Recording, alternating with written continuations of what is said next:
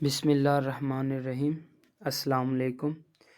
आज हम लोग देखेंगे कि जो कॉम्प्लेक्स कंपाउंड्स हैं उनको हम लोग नेम कैसे दे सकते हैं। इनका नोमेनक्लेचर पढ़ेंगे। नोमेनक्लेचर पढ़ने के लिए ना हम एक एग्जांपल को डिस्कस करेंगे। यहाँ पे जो फर्स्ट एग्जांपल है K4FeCN6।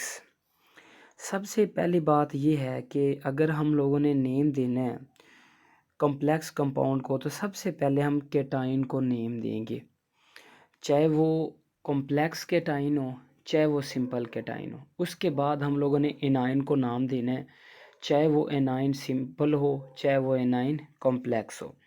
अब K4FeCN6 के अंदर जो K है ये एक इसके ऊपर पॉजिटिव चार्ज है, इसलिए ये केटाइन है। तो सबसे पहले हम लोग केटाइन का नाम लिखेंगे। तो पहले K आ गया, तो K को हम पोटाशियम बोलते हैं, तो हम लोगों ने सबसे पहले लिखेंगे पोटाशियम। जब पोटाशियम नाम लिख दिया तो अब हम लोगों ने एनाइन का नाम लिखना है। अगर हम लोगों ने एनाइन का नाम लिखना है तो एनाइन यहाँ पे एक कॉम्प्लेक्स एनाइन है। बात ये याद रखना, जो कॉम्प्लेक्स एनाइन हो या कॉम्प्लेक्स केटाइन हो, यानी कि जो कोऑर्डिनेशन स्फीयर होती है उसको कैसे नाम देते हैं। पहले हम लोग लीगेंड को नाम देते हैं। जब कोऑर्डिनेशन स्फीयर का नाम लिखना है तो जितने लीगेंड हैं उनको नेम देना है। अगर एक से ज़्यादा लीगेंड हैं तो उनको हम लोग अल्फ़ाबेटिकली नेम देंगे, यानी कि जो पहले ABC में आएगा उसको नेम पहले देंगे, जो बाद में आएगा उसको बाद में। सबसे पहले हम लोग लीगेंड को नाम देंगे। अब यहाँ पे जो FeCN6 है, इसमें जो CN है ये क्या चीज़ है, एक लीगेंड है जो उसके साथ सेंटर मेटल एटम के साथ अटैच है। तो अब हम सबसे पहले इसको नेम देंगे। तो कितने CN अटैच हैं, 6। जितने लिगेंड अटैच होंगे, मतलब कि जितने होंगे उसके साथ डाई ट्राई या हेक्सा का हम लोग वर्ड यूज़ करेंगे। तो यहाँ पे हम लोग लिखेंगे हेक्सा सियानो। अब CN को सियानो हम लोगों ने लिखा है। असल में CN के ऊपर नेगेटिव चार्ज है। अगर लिगेंड के ऊपर नेगेटिव चार्ज होगा ना तो उसके नेम के एंड पे हम लोग O लिखेंगे, O को ऐड करेंगे। अगर वो यानी कि अगर उसके ऊपर नेगेटिव चार्ज होगा तो O लगाएंगे, और अगर वो न्यूट्रल होगा तो उसको एज सच लिखेंगे। जैसे कि NH3 है, ये एक लिगेंड है लेकिन ये लिगेंड एक न्यूट्रल है, तो इसके साथ हम O नहीं लिखेंगे, इसके साथ हम अमाइन ही लिखेंगे। सो यहाँ पे पहले हम लिगेंड का नाम लिखेंगे हेक्सासियानो, और इसके बाद आ जाता है सेंट्रल मेटल एटम। फिर सेंट्रल मेटल एटम का नेम लिखेंगे।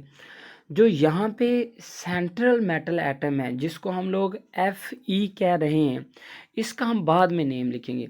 लेकिन बात याद रखनी है, अगर पूरी कोऑर्डिनेशन स्फीयर के ऊपर नेगेटिव चार्ज, यानी कि अगर कोऑर्डिनेशन स्फीयर जो है या जो कॉम्प्लेक्स है एनाइन है, अगर उसके ऊपर नेगेटिव चार्ज है कोऑर्डिनेशन स्फीयर के ऊपर, फिर हम लोग सेंट्रल मेटल एटम के नेम के एंड पे 8 लगाएंगे। अगर उसके ऊपर नेगेटिव चार्ज नहीं है कोऑर्डिनेशन स्फीयर के ऊपर तो हम लोग उसका नेम एज सच लिखेंगे, और साथ में जो सेंट्रल मेटल एटम की जो वैलेंसी होगी उसको हम लोग रोमन वर्ड्स के अंदर लिखेंगे।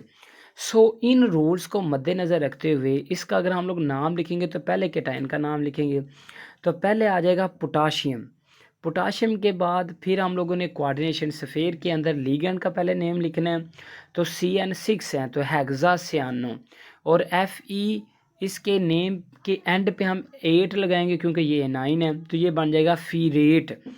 तो यहाँ पे ये नाम होगा पोटाशियम हेक्सासियानो फीरेट, और फिर रोमन वर्ड में लिख दिया 2, जिसका मतलब ये है कि सेंट्रल मेटल एटम की जो ऑक्सीडेशन स्टेट है वो 2 है। इस तरह हम लोग नेम लिखते हैं। यहाँ पे सेकंड एग्जाम्पल में डिस्कस करता है। अब सबसे पहले हम केटाइन का नाम लिखते हैं। यहाँ पे जो केटाइन है वो कॉम्प्लेक्स केटाइन है। तो अगर कॉम्प्लेक्स केटाइन का अगर हम लोगों ने नेम लिखना है कोऑर्डिनेशन स्फीयर का, तो पहले लिगेंड का लिखेंगे। यहाँ पे 3 लिगेंड है, एक यहाँ पे क्लोरीन Cl है, और एक यहाँ पे नाइट्रो ग्रुप है NO2, और एक यहाँ पे अमाइन ग्रुप है NH3। तो अल्फ़ाबेटिकली नेम लिखेंगे। अब यहाँ पे क्लोरो यानी कि Cl जो है ये C है, अमाइन ये A है, और नाइट्रो N है। तो सबसे पहले अल्फ़ाबेट के नाम लिखेंगे तो हम लोग लिखेंगे टेट्रामाइन, क्योंकि कितने अमाइन है, 4 अमाइन है, इसलिए हम लोग बेटा सबसे पहले लिखेंगे टेट्रामाइन। और इसके बाद फिर हम लोग लिखेंगे Cl। Cl के ऊपर नेगेटिव चार्ज है, इसलिए इसके एंड पे हम O लगाएंगे तो ये बन जाएगा क्लोरो। और NO2 के ऊपर भी नेगेटिव चार्ज है, तो इसके एंड पे भी O आएगा तो ये बन जाएगा नाइट्रो। और फिर Pt। अब इस यहाँ पे प्लाटिनेट नहीं लिखेंगे, 8 नहीं, क्यों? क्योंकि पूरी कोऑर्डिनेशन स्फीयर के ऊपर नेगेटिव चार्ज नहीं है, पॉजिटिव है, इसलिए इसका नाम बनेगा प्लाटिनम। और SO4 एंड पे क्या आ जाएगा, उसका नाम आ जाएगा सल्फेट। सो इसका नेम हो गया टेट्रामाइन क्लोरोनाइट्रो प्लाटिनम। 4 इसकी ऑक्सीडेशन स्टेट है, वैलेंसी है, और साथ में आ गया सल्फेट। तो इस तरह हम लोग नेम लिखते हैं। इसी तरह अगर हम लोगों ने इस नीचे थर्ड वाले का नेम लिखना है तो यहाँ पे एक अमाइनो है और एक नाइट्रो है, तो पहले हम ट्राई अमाइन लिखेंगे, फिर ट्राई नाइट्रो लिखेंगे, और फिर कोबाल्ट लिखेंगे, और फिर इसके साथ 3 लिख दिया। ये है जी इसका नोमेनक्लेचर। सो ये वैसे भी कॉमन है ये नोमेनक्लेचर कि जब भी हम लोग नेम लिखते हैं तो पहले हमेशा हम लोग किसका नेम लिखते हैं, केटाइन का पहले नेम लिखते हैं, और फिर एनाइन का। जैसे कि Na पॉजिटिव और Cl नेगेटिव। Na पॉजिटिव है तो इसके ऊपर अगर पॉजिटिव चार्ज है तो पहले हम सोडियम का नेम लिखेंगे, फिर Cl नेगेटिव का, क्लोरीन का, तो उसका नाम बनेगा सोडियम क्लोराइड। सो ये एक नोमेनक्लेचर है कॉम्प्लेक्स कंपाउंड का जो हम लोग नेम देते हैं। ये एक इम्पोर्टेंट शॉर्ट क्वेश्चन है, इसको अच्छी तरह याद करना है। और इसके अलावा ज़्यादातर वो ये करते हैं कि एग्ज़ाम के अंदर यहाँ पे वो फार्मूला लिख देते हैं और वो कहते हैं कि इससे आप लोग नेम लिखें, या फिर वो नेम दे देते हैं और कहते हैं कि इसका केमिकल फार्मूला लिखें। सो अगर आप लोगों ने नेम से अगर फार्मूला लिखना हो तो कैसे लिखना है, सबसे पहले तो आप केटाइन लिखेंगे। अगर सिंपल केटाइन है वो तो लिख देंगे आप लोग। सिंपल केटाइन के बाद अगर कॉम्प्लेक्स एनाइन है तो पहले आप लोग सेंट्रल मेटल एटम लिखेंगे, और फिर जो लीगेंड होंगे उनको अल्फ़ाबेटिकली लिख देंगे। सो आप लोग नेम से फॉर्मूला भी लिख सकते हैं। ये एक इम्पोर्टेंट शॉर्ट है, ये एक्सरसाइज का क्वेश्चन भी है, तो वहाँ से भी इसको अच्छी तरह कर लेना है। जियोमेट्री ऑफ कॉम्प्लेक्सेस, यहाँ पे कॉम्प्लेक्सेस की सिर्फ जियोमेट्री आप लोगों ने याद रखनी, ये MCQs में आती हैं। जैसे कि MnCl4 - 2 इसकी जियोमेट्री टेट्राहेड्रल है, और sp3 हाइब्रिडाइजेशन है, और अगले की जो हाइब्रिडाइजेशन DsP2 है, और इसकी जो जियोमेट्री वो स्क्वायर प्लेनर है। अगले की बाई पैरामिडल है और DsP3, और अगले की ऑक्टाहेड्रल है sp3D2। तो यहाँ पे हमारा नोमेनक्लेचर जो है वो कंप्लीट हो जाता है। नेक्स्ट हम लोगों ने आयरन पढ़ना है। अगर हम लोगों ने आयरन को पढ़ना है तो सबसे पहली बात आयरन, लोहे को अगर आप लोगों ने ज़ाहिर बात है प्योर करना है तो कोई ना कोई मिनरल होगा, उसकी कोई ना कोई और होगी, उससे करेंगे। तो आयरन की जो और है वो उसका नाम है, सबसे पहले का नाम है मैग्नीटाइट, जिसका फार्मूला है Fe3O4। दूसरी का नाम हेमाटाइट, जिसका फार्मूला है Fe2O3, और तीसरी का नाम लिमोनाइट। ये जो है ये 3 और बताएंगे, इसके अलावा और भी और होती हैं। आयरन जो है ये बहुत पहले यूज़ होता रहा है, लेकिन इजिप्ट में, मिस्र में ये 1500 BC बिफोर क्रिश्चियन, ये 1500 BC में इजिप्ट में भी यूज़ होता रहा है। इसके बाद चाइना में ये 2500 BC में भी ये यूज़ होता रहा है। और सब कॉन्टिनेंट के अंदर सबसे पहले जो आयरन है वो 600 BC में प्रोड्यूस किया गया। ये आयरन है, इसकी तो हम लोगों ने और पढ़ी और कैसे कब कब इसको यूज़ किया गया। ये जो है MCQs में आते हैं, तो इसको MCQs के हवाले से करना है। Commercial farms of iron, iron की 3 फार्म है। एक का नाम पिग आयरन है, या इसे कास्ट आयरन, दूसरी का नाम रोट आयरन, तीसरी का नाम स्टील। इन सब में से जो प्योर है वो रोट आयरन है। रोट आयरन क्यों प्योर है? क्योंकि इसमें कार्बन की परसेंटेज कम है। जितनी कार्बन की परसेंटेज ज़्यादा होती जाएगी उतना वो जो आयरन है वो इम्प्योर होता जाएगा। सो रोट आयरन सबसे अच्छी आयरन की एक टाइप है। इसके अलावा बिग आयरन है, और फिर कौन सी है जी, फिर एक कास्ट आयरन। इसके बाद हम लोगों ने ना ये जो 3 टाइप्स हैं, ये शॉर्ट क्वेश्चन है। कार्बन की परसेंटेज जो इसमें है वो MCQs के हवाले से आ सकते हैं, तो इसको याद करना है। रोट आयरन की कंपोजिशन लिखी हुई, ये भी एक शॉर्ट क्वेश्चन है। रोट आयरन हम लोग पढ़ चुके हैं कि ये आयरन कमर्शियल आयरन की प्योरेस्ट फॉर्म है। इसके अंदर उन्होंने परसेंटेज बताई हुई है कि इसके अंदर 0.3% इम्प्योरिटीज़ होती हैं, सल्फ़र, फास्फोरस, सिलिकॉन और मैंगनीज़ एट्सेट्रा। सल्फ़र कितने परसेंट होती है, मैंगनीज़ और फास्फोरस कितने % होती है, ये भी आप लोगों ने याद रखनी है। ये एक शॉर्ट क्वेश्चन आता है। Manufacturing of road iron, road iron को अगर बनाना है हम लोगों ने कास्ट आयरन से, यानी कि प्योरेस्ट फॉर्म बनानी है अगर हम लोगों ने आयरन की, तो हम लोग बना सकते हैं। इसके लिए पुडलिंग फर्नेस यूज़ करते हैं। ये एक फर्नेस, इसको पुडलिंग फर्नेस बोलते हैं, जिसकी जो रूफ है वो लो होती है ना, मतलब थोड़ी नीचे होती है, उसे आप लोग बोलते हो पुडलिंग फर्नेस। ये पुडलिंग फर्नेस है।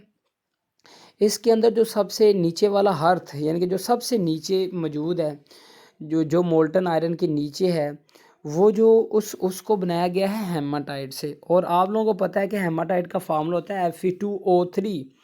तो ये हेमाटाइट से बनाया गया जो आयरन है उसको हम लोग इसके अंदर रखेंगे, और साथ में जो डोर है ना, इससे हमारे पास रोड होंगी, और उन रोड के ज़रिए इसको हम लोग हिलाते भी रहेंगे, स्टिर भी करते रहेंगे, ताकि उसकी मिक्सिंग होती रहे। तो यहाँ पे हम लोग एक कास्ट आयरन से क्या बना सकते हैं, हम लोग रोट आयरन प्रिपेयर कर सकते हैं। कास्ट आयरन से अगर हम लोगों ने रोट आयरन बनानी हो तो सिंपली हम लोग इम्प्योरिटीज़ को कम कर देंगे। अगर इम्प्योरिटीज़ कम हो जाती हैं, यानी कि कार्बन की परसेंटेज अगर कम हो जाती है, तो फिर वो हमारे पास क्या बन जाएगी जी, फिर हमारे पास वो जो कास्ट आयरन है, कास्ट आयरन से हमारे पास रोट आयरन प्रिपेयर हो जाएगी। सिर्फ इम्प्योरिटीज़ को हम लोगों ने रिमूव करवाना है। तो यहाँ पे होगा क्या, ये जो इसके रिएक्शन नीचे दिए हुए हैं, असल में जो इसके अंदर कार्बन होगी ना एज ए इम्प्योरिटी, वो हेमाटाइट की जो लाइनिंग हम लोगों ने नीचे बनाई है उसके साथ उसकी ऑक्सीडेशन हो जाएगी, और कार्बन कार्बन मोनोऑक्साइड में कन्वर्ट हो जाएगी, सल्फ़र सल्फ़र डाइऑक्साइड में, और ये गैसें जो हैं ये रिमूव हो जाएंगी, इम्प्योरिटीज़ कम होती जाएंगी आहिस्ता आहिस्ता, और वो कास्ट आयरन से रोट आयरन में कन्वर्ट होती जाएगी। इसके अलावा सिलिकॉन, मैंगनीज़ और फास्फोरस जो है उसकी स्लैग बन जाती हैं। तो इससे सिलिकॉन जो है, सबसे पहली बात वो आयरन ऑक्साइड से उसकी ऑक्सीडेशन होगी, सिलिकॉन डाइऑक्साइड बन जाएगा। मैंगनीज जो है मैंगनीज ऑक्साइड में कन्वर्ट हो जाएगा।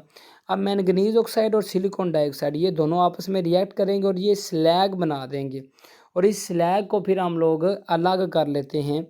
इसके अलावा जो फास्फोरस है उसकी ऑक्सीडेशन होगी, वो फास्फोरस ऑक्साइड बना लेगा, और फास्फोरस जो पेंटा ऑक्साइड है फिर वो हेमाटाइट के साथ रिएक्ट करके फिर वो भी स्लैग बना लेगा।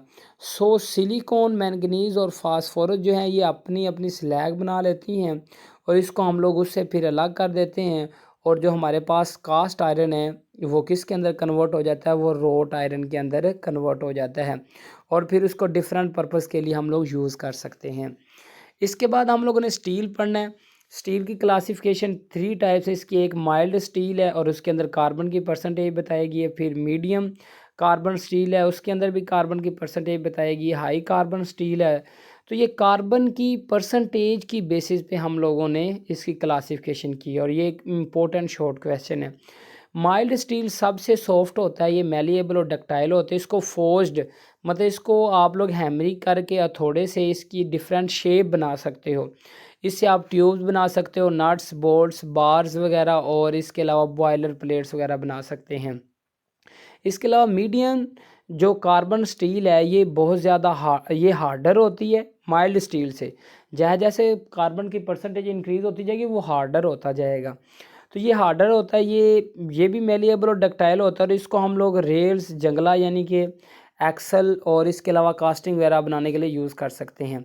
फिर हाई कार्बन स्टील के अंदर कार्बन की परसेंटेज सबसे ज़्यादा होती है, ये सबसे ज़्यादा हार्ड है।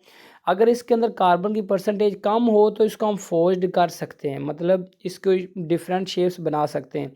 अगर इसके अंदर कार्बन की परसेंटेज ज़्यादा होगी तो फिर हम लोग फोर्स्ड नहीं कर सकते, मतलब इसको डिफरेंट शेप के अंदर कन्वर्ट नहीं कर सकते। स्टील को अगर हम लोगों ने प्रिपेयर करना हो तो हम कास्ट आयरन से भी प्रिपेयर कर सकते हैं और रोट आयरन से। सिर्फ फ़र्क ये है कि अगर हम लोगों ने रोट आयरन से प्रिपेयर करना है तो उसके अंदर इम्प्योरिटीज़ को रिमूव करवा के जो रिक्वायर आप लोग कोई केमिकल ऐड करना चाहते हो, एलिमेंट ऐड करना चाहते हो, वो ऐड करके वो स्टील बन सकता है। स्टील को अगर मैन्युफैक्चरिंग करना है तो दो इसके प्रोसेस, एक ओपन हर्थ प्रोसेस है, दूसरा बेसमर प्रोसेस है।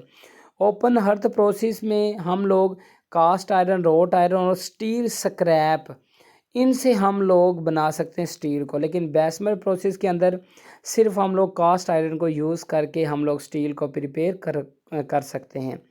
आज हम लोग यहीं तक पढ़ेंगे। कल इंशाल्लाह हम लोग इसके जो दो मैन्युफैक्चरिंग के मेथड हैं उनको डिस्कस करेंगे। यहाँ तक अगर किसी का कोई क्वेश्चन है तो आप लोग फिर मुझसे पूछ सकते हैं। ओके, अल्लाह हाफिज़।